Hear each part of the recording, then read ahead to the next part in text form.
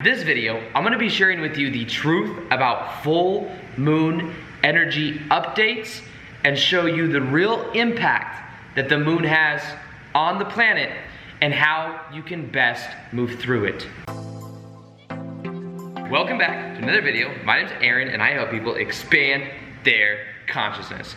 Now in this video, I'm going to be sharing with you the truth about full moon energy updates. Maybe you've seen a lot of people on YouTube doing full moon energy updates. Are they really powerful? Is there really something there in regards to the energy of different full moons?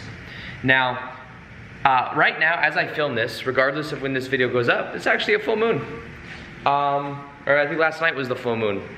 And I used to be somebody that was very much like, oh, it's a belief system. Let me fill up this water real quick. I got these little aromatherapy things. I like the vibe of it.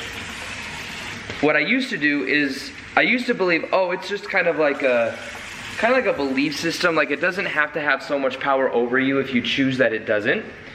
And I used to also have that perspective because when I was working at Nordstrom's in women's shoes, every day I would go into work, I would check my horoscope. So I would check, this one's called Lang Lang. Lang Lang 3. I don't know what number 3 means, I wonder. So like 3 different versions of it. It's like iPhone 2.0, now 10, iPhone 10.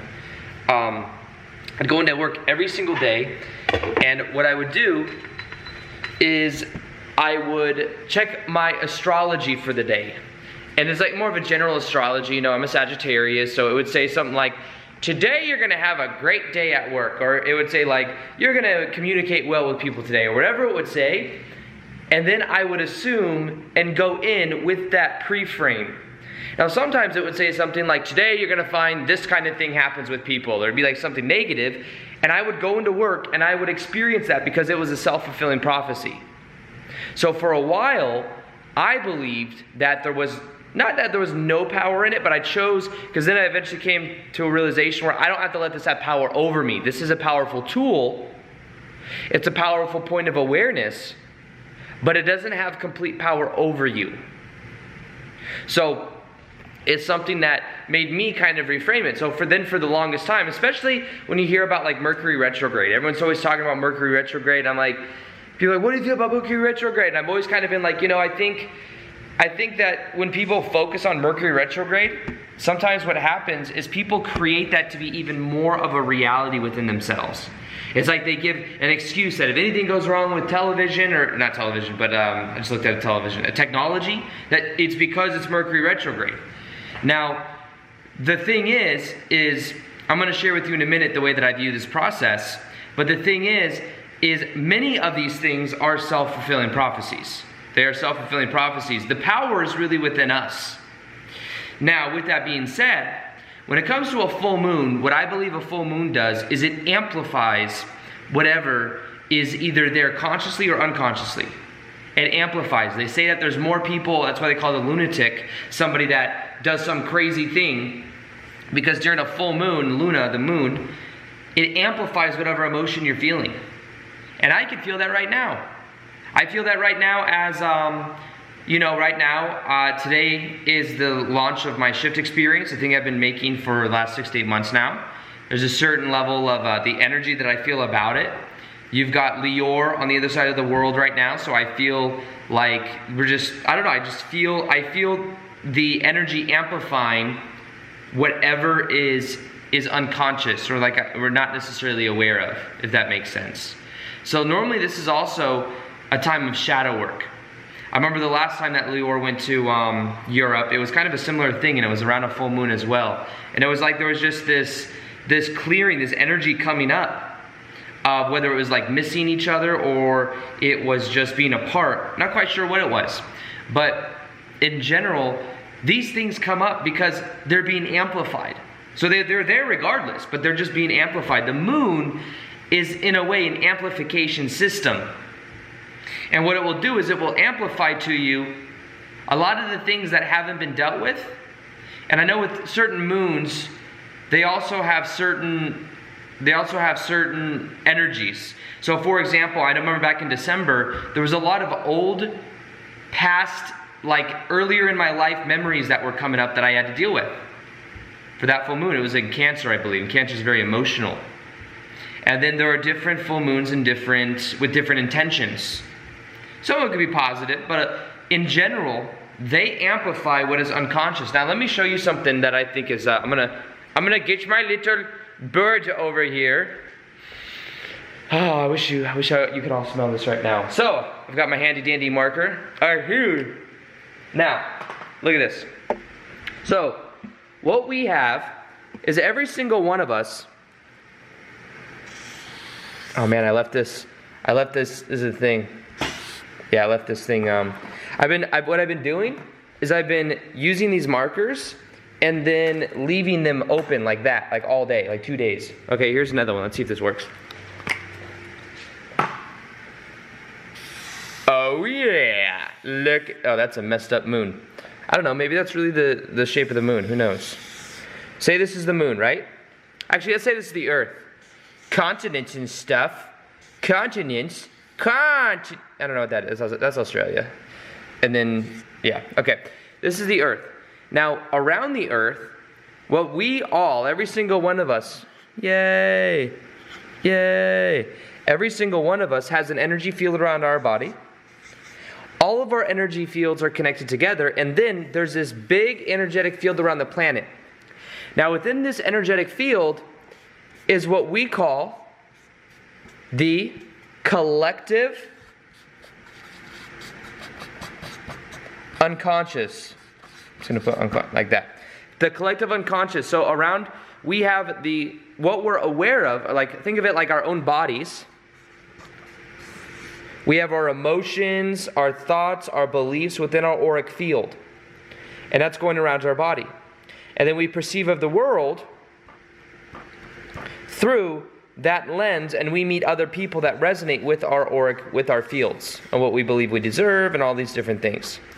Now, just like we individually create our reality, there's 7 billion people on the planet that has within it what we could call the collective unconsciousness. Carl Jung did work on this. And I asked Bashar questions about this too. I asked Bashar about the collective unconsciousness. He said they're frequencies. They're archetypes. Archetypes are an example of this. They're frequencies that we all pick up on. The collective unconsciousness. You ever heard of archetypes? So for example, we have archetypes like that of the hero, the magician, the seer, the victim. All these different things are different archetypes. And that's why sometimes we may think we are thinking our own thoughts, when in reality, we may be picking up, sorry, I don't know if I was in this frame. We may be picking up on other thoughts that are around us. Thoughts are literally things. Thoughts are literally things. We don't see it with our eyes. They may be invisible to our eye spectrum, but when we think thoughts, they're actually things. And when you walk around society, when you're walking in public, you're actually walking through different people's thought forms. The reason it feels chaotic when you're in public is because you've got thousands of people with different thoughts going in different directions. When you go to a rock concert or a hip-hop concert, or you go to a football game or a basketball game, you have unity of thought. That's why people feel a rush of energy when they're there. So, in the same way, these thoughts broadcast energy. Now what happens is when we have that of a full moon, the full moon amplifies that emotion. The moon, in a way, represents emotion. The moon represents emotion, and if you've noticed, when it's a full moon, the tides, I just had a crack in my voice. I'm going through puberty. The tides, what happens is they go in, they go out, depending on the moon. Well, is it ironic? It's not ironic, but the macrocosm, microcosm, we are over 70% water. And the earth is over 70% water. And in the same way that on the full moon, the waters change, the water which represents emotion changes within us. So it's very similar in that symbolism. Now, what happens is as this gets increased, this collective unconsciousness also gets increased, and we feel it even more. This is when it brings up stuff that's buried deep within. Now, here's the thing. What people that can read the energy, full moon energy updates, what they're doing is they're interpreting their reality and the themes they see in other people's realities through this collective unconsciousness that's then becoming conscious. And what they do is they perceive of it, and when they perceive of it, they're then able to interpret it so that you can move through it a little bit easier. And in general, you will always find that which you are the vibration of. So whoever you find for that is going to be somebody that you resonate with their thought process of what they're going through. And maybe if it's completely different from millions of other people on the planet who are into full moon readings, it doesn't matter because you'll always find that which you resonate with. It's all perfect timing. So full moon energy has a powerful amplification on our planet, and it is amplifying the themes and amplifying what's inside. And each moon carries with it a different vibration that we can move through. Now, this is the key though.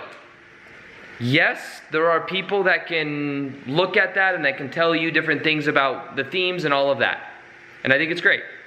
What I'm saying though is don't confuse and think that the map is the territory. Even though we can use these things to interpret our reality, the true power is within us. I remember I was reading part of a book called Autobiography of a Yogi, which is I always say this just so people know it's not just some woo-woo book. Steve Jobs read it, he liked it.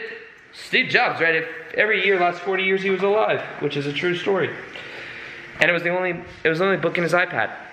And it's called Autobiography of a Yogi, and in it he talks about how he was told certain things by different astrologists. You're going to have this part of your life is going to be this way. You're going to have this way. And what he did is he counteracted it using his own will, using his own energy to show that the true power is not within the astrology, not within these different things. The true power is within us. We may identify, we may relate with certain things that are happening, we may relate with other people that are able to interpret certain things, but we can all interpret these things. Just what is in your personal life? What are the themes you're currently going through? That's what the key is. The key is the power is within you. And we can use these as signposts to say, oh, this is what's happening, but just like we use these tools for a period of time, we may not need that tool anymore. Who knows? I used astrology for a while, and I still think there's value in astrology and numerology, but I still see it as a tool. It's just the tool. Some people sometimes say, oh, my astrology says I'm not supposed to be wealthy. Well, are you going to agree to that? The only way that becomes your reality is if you agree with it, and then you just surrender to never, I'm not meant to ever have money or whatever. And I've seen people that have been told that before, and it's really disempowering to them. When in actuality, we're creating our own reality. We're creating our own reality. So this is up to us and how we identify with these different things. But in general, the map is not the territory. Don't think that these things have power over you. If it resonates with you, then use it as a tool, as a powerful signpost. Use it as something that helps you to become more aware of who you are. At the same time, become aware that there's certain themes inside our collective unconsciousness. You may be picking up on some of those themes. Maybe it's like family dynamics, or this is happening, or communication, or your electronics, whatever it is. You can be aware of it, but also be aware that you must first agree to something before it has power over you. You must first agree. If you don't accept it, then it doesn't have much power over you. So the point of this video is to show you a little bit about how the energy works and what the moon is, what the moon kind of represents to us as far as the energetics go.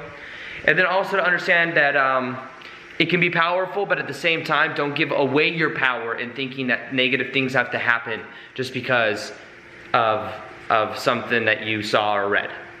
So that's my perspective. I wanted to make this video because it's a full moon right now, and I felt it last night, and it just got me thinking, like, how can I share what the full moon represents to people that maybe normally wouldn't be open to what full moon energy is, or that's woo-woo stuff. Well, here's a different perspective of it using Jungian psychology and stuff like that, the collective unconsciousness. And anyways, I hope you enjoyed this video. I have that of a full moon meditation that you can listen to every full moon. And I think it's really powerful. It's going to be in the top of the description box below. Also, if you haven't turned on notifications yet, turn on notifications, because I will be doing more videos like this, and I have a lot more. I have different series coming, and the only way you can see the daily videos on YouTube now is if you push that notification bell. So, with that being said, I hope to see you on another video. Peace, much love, and namaste.